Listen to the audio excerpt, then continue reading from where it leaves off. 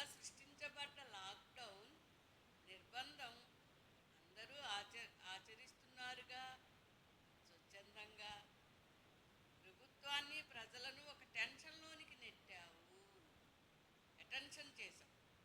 పేదవారిని ఎక్కిరిపిస్తూ ఆర్థిక బాధలకు గురి చేస్తూ ధనికులను రెచ్చగొడుతూ నీ ఇష్టం వచ్చినట్లుగా స్వేచ్ఛగా ప్రజలను ఇంట్లోనే ఉంచి నువ్వు విహరిస్తున్నావుగా.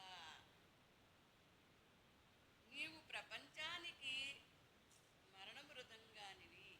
కొత్త మందు కనిపెట్టవలసిన అవసరాన్ని సృష్టించావు.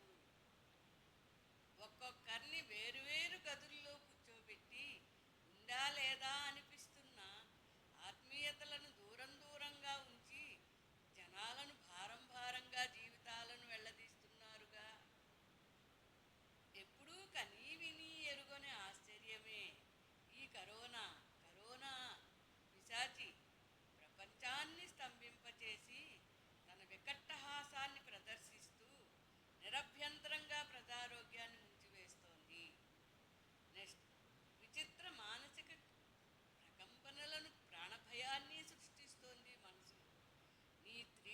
ఏ 3D సినిమా కూడా ఈ విధమైన విపత్తును ప్రదర్శించలేకపోయింది ఇంతవరకు. పాశ్చాత్య వ్యామోహానికి ప్రాణభయం పీడకలను మిగిల్చింది. కరోనా వెళ్ళిపో వెళ్ళిపో, వెనక్కి తిరిగి చూడకుండా వెళ్ళిపో.